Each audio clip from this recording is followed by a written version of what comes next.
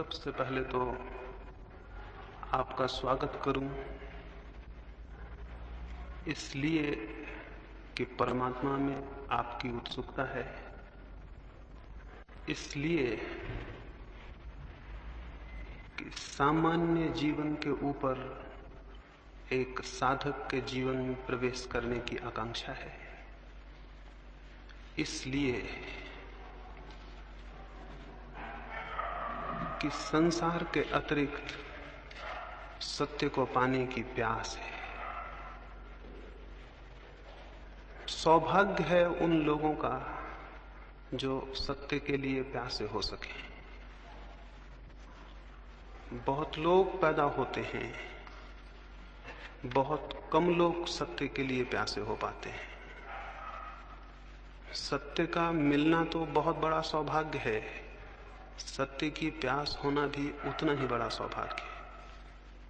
सत्य ना भी मिले तो कोई हर्ज नहीं, लेकिन सत्य की प्यास ही पैदा ना हो तो बहुत बड़ा हर्ज है। सत्य यदि ना मिले तो मैंने कहा कोई हर्ज नहीं, हमने चाहा था और हमने प्रयास किया था, हम श्रम किए थे और हमने आकांक्षा की थी, हमने संकल्प बांधा था और हमने जो हमसे बन सकता था वो किया था। और यदि सत्य ना मिले तो कोई हर्ज नहीं, लेकिन सत्य की प्यास ही हमें पैदा ना हो तो जीवन बहुत दुर्भाग्य से भर जाता है। और मैं आपको ये भी कहूं कि सत्य को पा लेना उतना महत्वपूर्ण नहीं है जितना सत्य के लिए ठीक अर्थों में प्यासे हो जाना है। वो भी एक आनंद है।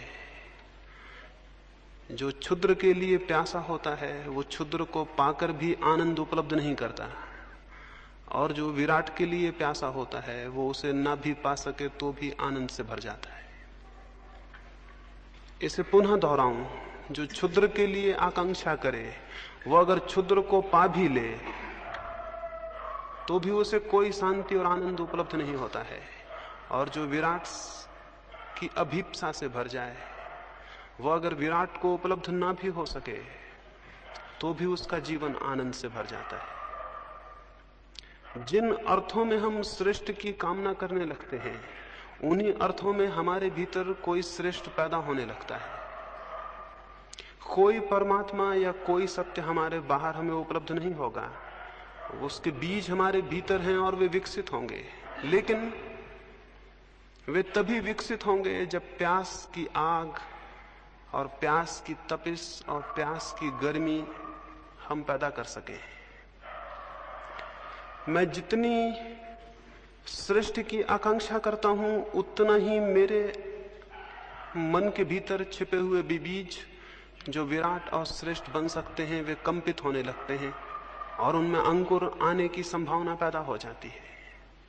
जब आपके भीतर कभी ये ख्याल भी पैदा हो कि परमात्मा को पाना है, जब कभी ये ख्याल भी पैदा हो कि शांति को और सत्य को उपलब्ध करना है, तो इस बात को स्मरण रखना कि आपके भीतर कोई बीज अंकुर होने को उत्सुक हो गया है।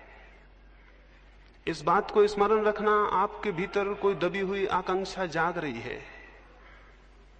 इस बात को स्मरण रखना कि कुछ महत्वपूर्ण आंदोलन आपके भीतर हो रहा है। उस आंदोलन को हमें संभालना होगा, उस आंदोलन को सहारा देना होगा, क्योंकि बीज अकेला अंकुर बन जाए इतना ही काफी नहीं है, और भी बहुत सी सुरक्षाएं जरूरी हैं। और बीज अंकुर बन जाए इसके लिए बीज की क्षमता काफी नहीं है, और बहुत सी सुविधाएं भी जरूरी हैं। जमीन पर बहुत बीज पैदा होते हैं लेकिन बहुत कम बीज वृक्ष बन पाते हैं। उनमें क्षमता थी, वे विकसित हो सकते थे, और एक एक बीज में फिर करोड़ों करोड़ों बीज लग सकते थे। एक छोटे से बीज में इतनी शक्ति है कि एक पूरा जंगल उससे पैदा हो जाए। एक छोटे से बीज में इतनी शक्ति है कि सारी जमीन पर पौधे उससे पैदा हो जाएं। लेकिन ये भी हो सकता है इतनी विराट क्षमता, इतनी विराट शक्ति का वो बीज नष्ट हो जाए और उसमें कुछ भी पैदा ना हो। एक बीज की ये क्षमता है, एक मनुष्य की तो क्षमता और भी बहुत ज्यादा है। एक बीज से इतना बड़ा विराट विकास हो सकता है। एक पत्थर के छोटे से टुकड़े से अगर अणु को विस्फोट कर लिया जाए तो महान ऊर्जा का जन्म होता है, बहुत शक्ति का जन्म होता है। मनुष्य की आत्मा, मनुष्य की चेतना का जो अणु है, अगर वो विकसित हो सके, अगर उसका विस्फोट हो सके, अगर उसका विकास हो सके, तो जिस शक्ति और ऊर्जा का जन्म होता है उसी का नाम परमात्मा है। परमात्मा को हम कहीं पाते नहीं हैं, बल्कि अपने ही विस्फोट से, अपने ही विकास से, जिस ऊर्जा को हम जन्म देते हैं, जिस शक्ति को, उस शक्ति का अनुभव परमात्मा है। उसकी प्यास आप में है, इसलिए मैं स्वागत करता हूं।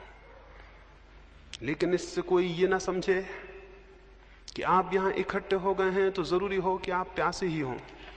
आप यहां इकट्ठे हो सकते हैं मात्र एक दर्शक की भांति भी। आप यहां इकट्ठे हो सकते हैं एक मात्र सामान्य जिज्ञासा की भांति भी।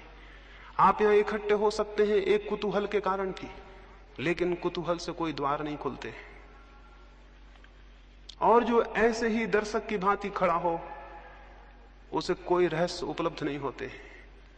इस जगत में जो भी पाया जाता है उसके लिए बहुत कुछ चुकाना पड़ता है। इस जगत में जो भी पाया जाता है उसके लिए बहुत कुछ चुकाना पड़ता है। कुतूहल कुछ भी नहीं चुकाता है, इसलिए कुतूहल कुछ भी नहीं पा सकता है। कुतूहल से कोई साधना में प्रवेश नहीं करता। अकेली जिज्ञासा नहीं, मुमुक्षा, एक गहरी प्यास। कल संध्या में किसी से कह रहा था, अगर एक मरुस्थल में आप हों और पानी आपको न मिले और प्यास बढ़ती चली जाए, और वो घड़ी आ जाए कि आप अब मरने को हैं, और अगर पानी नहीं मिलेगा तो आप जी नहीं सकेंगे। अगर कोई उस वक्त आपको कहे कि हम ये पानी देते हैं, लेकिन पानी देके हम जान ले लेंगे आपकी, यानी जान के मूल्य पर हम पानी देते हैं, आप उसको भी लेने को राजी हो जाएंगे, क्योंकि मरना तो है। प्यासे मरने की बजाय तृप्त होकर मर जाना बेहतर है। उतनी जिज्ञासा, उतनी आकांक्षा जब आपके भीतर पैदा होती है, तो उस जिज्ञासा और आकांक्षा के दबाव में आपके भीतर का बीज टूटता है और उसमें से अंकुर निकलता है। बीज ऐसे ही नहीं टूट जाते हैं, उनको दबाव चाहिए, उनको बहुत दबाव चाहिए, बहुत उत्ताप चाहिए, तब उनकी सख्त खोल टूटती है और उसके भीतर से कोमल पौधे का जन्म होता है। हम सबके भीतर भी बहुत सख्त खोल है, और जो भी उस खोल के बाहर आना चाहते हैं अकेले कुतूहल से नहीं आ सकेंगे। इसलिए स्मरण रखें, जो मात्र कुतूहल से इकट्ठे हुए हैं वे मात्र कुतूहल को लेकर वापस लौट जाएंगे, उनके लिए कुछ भी नहीं हो सकेगा। जो दर्शक की भांति इकट्ठे हों वे दर्शक की भांति ही वापस लौट जाएंगे, उनके लिए कुछ भी नहीं हो सकेगा। इसलिए प्रत्येक अपने भीतर पहले तो यह ख्याल कर ले उसमें प्यास है। प्रत्येक अपने भीतर ये विचार कर ले वो प्यासा है।